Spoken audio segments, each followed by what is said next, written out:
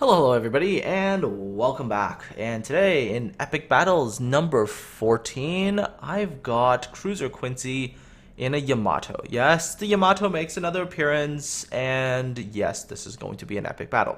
However, Cruiser Quincy's replay either was bugged or wasn't enabled, so no replay file from Cruiser Quincy's perspective. Instead, I got the replay from the Zhao that's in Quincy's division. And that of course means that I had to use the free cam to get to where Cruiser Quincy is. This also has the additional problem where I can't see where he's aiming, so I have to kind of zoom in on every shot to sort of follow the shells. I also will not get ribbons or damage counter, and the damage counter that does appear and the ribbons that does appear and the damage that does appear on screen belongs to the Zhao. So just to clear that up so nobody gets confused about what on earth they're seeing. Yep, see that ribbon popping up for target hit? That was actually the Zhao.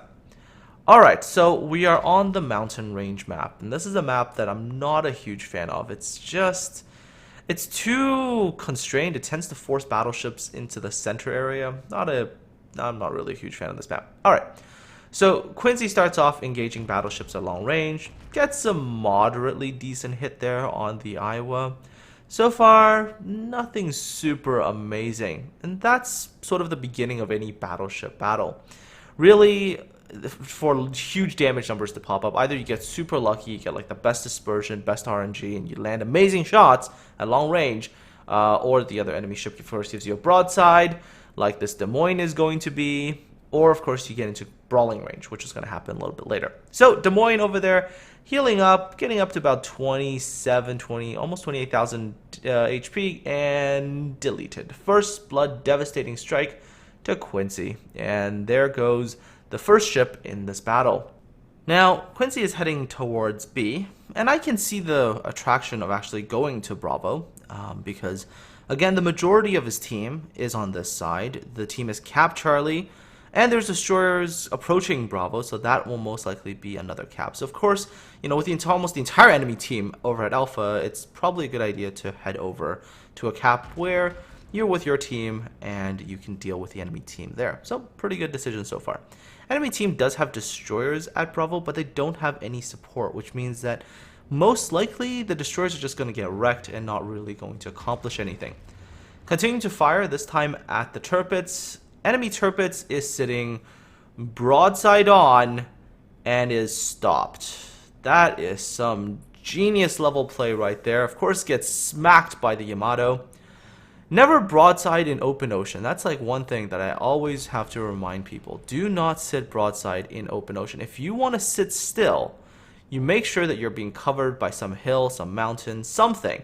But don't sit in the open ocean completely broadside to Yamato and then not do anything. Of course, Tirpitz's armor is troll as hell as Yamato gets shots in on the broadside and no citadels. Ignore that ship sunk. That was the Zhao.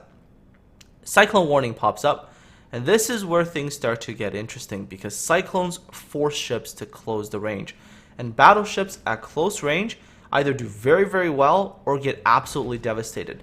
Personally, for me, I think that cyclones tend to be cyclones tend to favor Montanas more than Yamatos. Yamatos have that rather slow turret traverse, and it doesn't really favor Yamatos all that much, although Quincy is going to go and prove me wrong. But typically, if I was in a battle and there was a cyclone, I would prefer Montanas over Yamatos just because I know I can use the faster turret traverse to get around things and then to use the firepower of the Montana up close to maximum effect. Continue to shoot things at range before the cyclone takes full effect, and this time there's an Izumo in the distance. Probably not going to be the best shot. A little bit of damage. Not very good just because the angle of that shot wasn't great, using sort of just squeaking by the mountain. So not perfect. Alright, so Quincy starts to move up towards the B-cap, trying to join up with the two division mates. Again, the minimap can be a little bit confusing again because the white arrow is actually the Zhao and Quincy's the Yamato way at the back there. So it's a little bit further back from the main lines, which is okay as long as you're able to land accurate shots. And since it looks like to most of the targets right now, it's about 15 kilometers, which is an actual distance that the Yamato can perform reasonably well at. So I'm okay with him being back there. However, with the Cyclone, he's got to now move up and join up with the rest of his team. Of course, Cyclone comes in, visibility range now drops to 8 kilometers, and he completely disappears off the map because the view distance and draw distance is from the perspective of the Zhao. So for a couple of minutes, we get absolutely nothing. Speaking of Cyclones, again, I actually like this mechanic. I really do. I know some people don't, but I feel like Cyclones add a completely different flavor to battles. You could be having a really good or really bad battle, and depending on how somebody uses this change in the map conditions, you could turn the entire battle on its head. At this particular time, though, everything's still reasonably even. Quincy's team has the cap advantage and are now officially tied in terms of ships. Enemy team, though, still have some pretty dangerous vessels, including Zhao's and Yamato's and Montana's. So there's still some pretty dangerous ships on the enemy team. With the Cyclone at full force, now it's completely dependent on who gets into the right position, pops out, and is able to exploit whatever is in front of them. So here, if you take a look at the team sort of placement, it does appear that the enemy team actually has an advantage. They just had more ships that were together in roughly the same area, compared to Quincy's team, where you see half the team over at Bravo, and there's still about half the team over at Charlie. So initially, I would say the advantage would have gone to the enemy team, and they also, at the very early stages, already have a couple of ships in cap to contest it. They had a Fletcher who went down very, very quickly, so that was a bit of a loss. But they do have an Izumo in a very advantageous position against cruiser Newport News, who's in the division in the Montana. However, the Izumo kind of charges in, and of course you saw those shells flying out from nothingness, and that was Quincy's salvo, and that Izumo took a huge hit there, massive numbers of hits, a good number of Citadel hits I would wager, and dropped down to very little HP. So that is pretty much going to be GG there for that particular ship. Newport News goes in, goes for the ram, takes the Izumo out, which is actually an acceptable decision considering how low HP it was. The Zhao also gone, so Quincy now has no division mates. So taking a look right now, and you see that there is Quincy here. Enemy team's got a good surround on. There is a Yamato there. There is a Montana to the other side.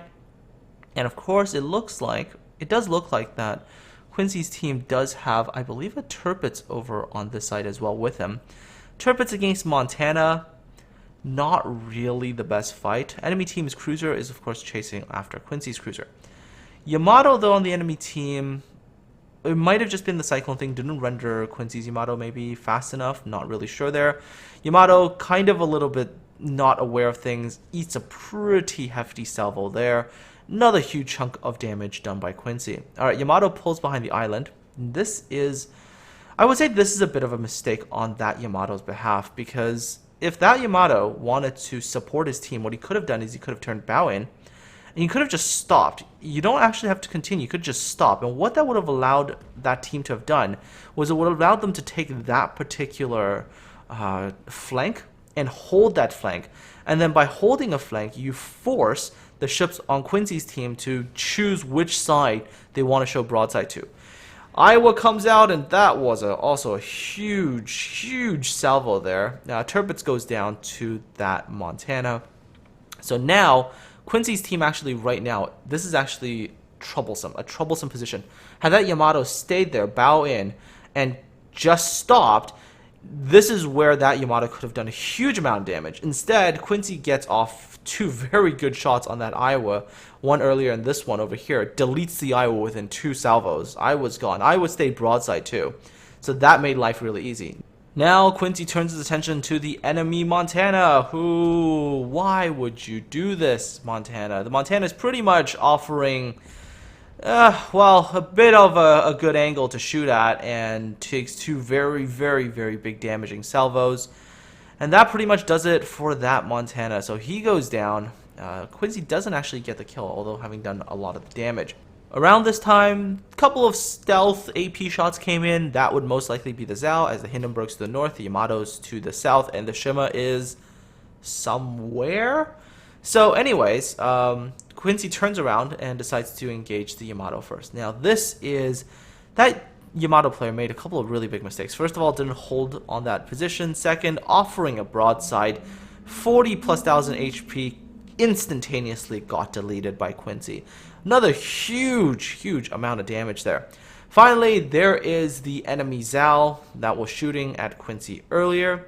So Quincy's going to turn around, bow in, and go to engage that Zhao. There is one other ship on Quincy's team, another battleship, but that battleship just doesn't really seem to have done anything. And a bit of horrible RNG, the Zhao's armor-piercing salvo coming in and totally takes out the forward #1 gun on the Yamato. So Quincy's now down to 1 forward turret and 1 aft turret against a Zhao at very close range. This is typically really bad news. All the Zhao has to do is swing out, get torpedoes onto the ship, and that is GG. The Zhao, however, makes a bit of a misplay, choosing to go to the port side of Quincy's Yamato instead of the starboard side. On the port side, both of Quincy's turrets were aimed. The Zhao gets off 5 torpedoes, they all hit, drops Quincy down to about 100 HP, but Quincy manages to hit that repair and also that damage control at the right times and is able to recover just barely. However, the misplay I think on the Zhao is that I think the Zhao should have gone to the starboard side because that would have allowed the Zhao to only have been engaged by the 1 forward turret instead of both turrets. That probably would have allowed the Zhao to survive and maybe even get off more torpedoes. But again, I mean, you know, hindsight is 20/20, so I can't really judge. Again, sort of bad luck there. I mean, 5 F3 torpedo hits and you don't kill off the battleship. That is really lucky. The other battleship on Quincy's team, the one that seemed very confused earlier about actually, what to do, gets sunk by torpedoes. And then goes, hey, where do 15 torpedoes come from? Well, there's a Shimakaze on the enemy team. Isn't that a bit sort of self-explanatory, maybe? Anyways, Quincy just realizes he's actually managed 391,000 damage already. But here is the issue. There is a Shimakaze left. And Shimakaze versus Yamato, I mean, I put my money on that Shima pretty much every day of the week, assuming the Shima does the right thing. Because all the Shima really has to do is, and the Shima is doing this, is take the B cap, get behind an island, cut off one of the only remaining, I guess, entrances from A to B, and then just has to swing around, go behind the Yamato, take the A cap, and that pretty much is gonna be game. Yes, for now at least, Quincy's team is ahead on points, but as long as the Shimakaze stays alive, stays invisible, the Shima has a very good chance of winning this battle. Quincy does the best thing that Quincy can do, which is go to A, take that cap, swing around, and do one of two things. Hope for contact, and hopefully can sink the Shima. That's one thing. Or two, go and just hope, I guess, that the Shima takes a long way around, and maybe Quincy can get back onto the B cap fast enough to delay the points and then hope that the amount of points that he gains from the A cap alone is enough. There's sort of only really 2 options.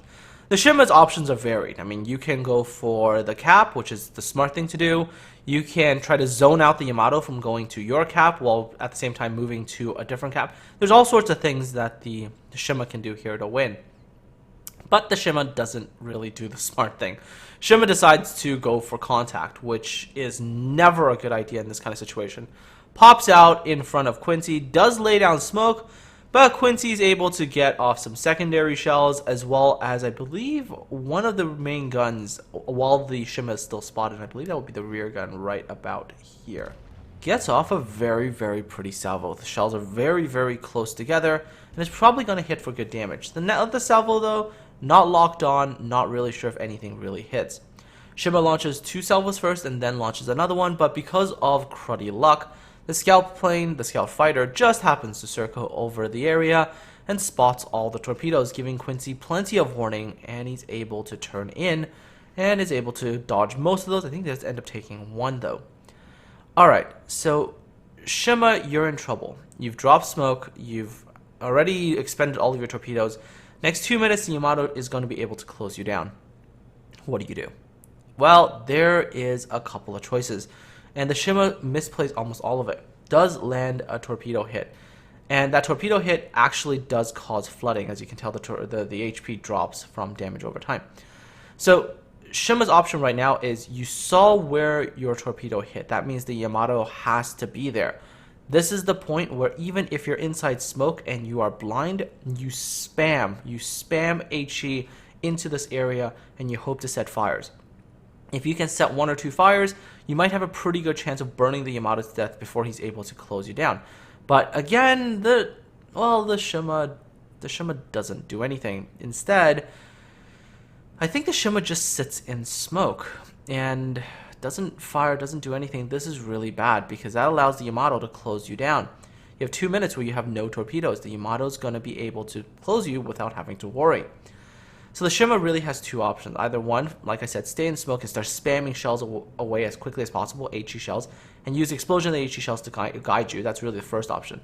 Alternatively, the second option is as soon as your torpedoes are away and as soon as you got smoke down, run the hell away. You are significantly faster than a Yamato. You should be able to run away. Instead, the Shima very, very slowly in very late stages just begins to start going away. But 3.9 kilometers away, I mean, the Yamato is sensing. Quincy smells blood. That's just an absolute. Quincy smells blood and is coming for you. And the Shima just, a lot of misplays. The Shima made a lot of misplays. The initial decision to seek contact instead of just going safely around and seeking cap. I mean, a lot of it has to also do with prediction, right? You predict where the Yamato would have gone. So then you go, okay, what are the only 2 remaining likely points that the Yamato can come back at? All right, I'll avoid that, go around him, but I'll use torpedoes to cut off that potential entrance. Those are all good ideas. Instead, well, Shima does pretty much all the wrong things. And the Shima isn't all that bad, at least so I think, because he's actually managed 3 kills in this battle. So it was just possibly the wrong decision made. And of course, 300 HP left. Quincy gets off 1 final salvo, this time fully locked on. And of course, you know these shells are going to hit. And Quincy is going to be able to claim kill number 5 and also the victory. And so that wraps up this really, really epic battle, because here we go. We're going to look at the stats of this battle. Waiting for this Shimakaze to sink. Slow motion camera is awesome. And there we go. Shima is now underwater. So let's take a look at the stats here. 403,413 damage, 16 Citadel hits, 1 full base capture, 5 ships sunk, 4 fires set, 104 secondary hits, 67 regular hits, and just about every award under the sun. There is High Caliber, 2 Devastating Strikes, Kraken, Dreadnought, Confederate, First Blood, 821,000 credits, 12,600 experience, 630 free experience, base experience 4,200 in a Yamato. Look at that damage. Armor piercing damage 371,000, secondary guns 24,000, 7,000 damage from fires. Managed to take back from the enemy team 135,000 damage. An absolutely impressive performance there.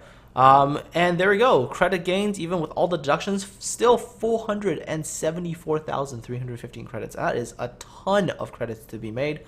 And just an overall phenomenal game. And of course, this is now the top Yamato damage on the North American server. So, congratulations are in order, Cruiser Quincy, for having an absolutely epic battle. And folks, that wraps up this Epic Battles episode. Hope you enjoyed it. Take care, have a good one, and I'll talk to all of you again soon.